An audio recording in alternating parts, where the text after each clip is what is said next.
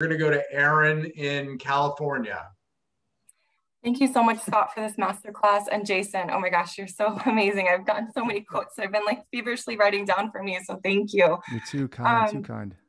yeah, I would love to just like tee off on what we were, the last question. And once your team gets to that pinnacle of performance and everyone's a high performer, how do you prevent burnout, both personally, and how do you coach leaders to help their teams avoid burnout? Because I feel like at this point in time, like even the high performers are really feeling it. And there's like, can be a high performer for so long, and then you start to really like the weight of all of it.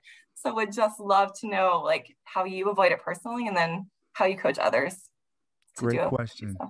So. First thing is don't put a timeline on it. Don't put a timeline on success. And I'll share another story about Admiral Stockdale. He was the highest ranking prisoner of war in Vietnam. And he was in prison, tortured for 8 years. And when he finally got out, they said, "Did you ever lose hope? Did you ever think that, it wasn't going to work out for you?" He said, "Nope. I always knew I would get out and I would be rescued one day." And he said, "And I also thought that once I got out, this experience would be the most defining moment of my life." And they asked him further. They said, "Hey, who didn't make it out? Like who broke, who quit, how'd that go?" And he said, "The optimists." He said, "The ones who said, 'Hey, listen, guys, we're going to be here till Thanksgiving and then we're all going to get out.' And then they said, 'We're going to be here till Christmas. We're all going to get out. We're going to be here till Easter. We're all going to get out.'" Thanksgiving and Christmas and Easter would come and go, and they weren't rescued. And so these people were broken. They died of a broken heart.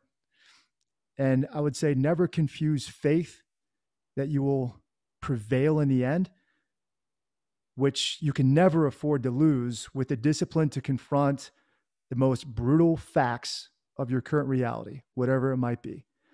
And so when you tell your people, you say, "Listen, this is our goal, this is our vision, this is what we're going to accomplish, and we're not going to quit until we get there." And you inspire them to do that, inspire them that if they accomplish this, they'll be accomplishing their own goals. It's tough to get that flame to burn out. Now, if you say, "Listen, this is our, we're going to do this until September or whatever," and that's tough because very rarely do we accomplish things we want to do by that timeline. And when you do that, you're going to hear people stop complaining. You're going to hear people stop saying things like, "I'm burned out," or "I'm tired," or "I need a vacation." And you get people bought in. Now, at the same time, there are times when you got to tell your people, "Let's take a stop. Let's stop right here. Let's take a breath. Let's take a knee and drink water and face out and look back at what we've accomplished. Look back and celebrate the victories." Just like when you go to the gym, like you can't just work out straight for 60 minutes without taking a break. Your muscles are going to burn out. So you do for example, your bench press set, and you get done and you take a breath and you rest for a little bit, you drink some water, and then you get right back into it. And then I'd leave you with that. I think it's interesting, especially during COVID. I think a lot of people that really burnt out or didn't make it through, they were like, "Oh, it's going to last a month. This is going to last 2 months, 6 months, whatever." Exactly.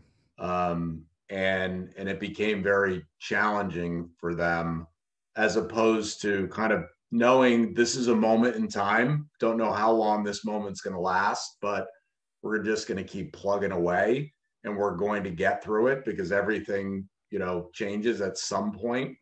But I think COVID's been kind of that test for a lot of individuals and a lot of companies. Scott, that's a perfect example. I mean, think about the people that that their businesses went under during COVID. They said those exact things. "I can last for 2 months. This will be over by the summertime. This will be, they put a timeline on it. And I think you'll see that those folks didn't survive. Yeah. Yep.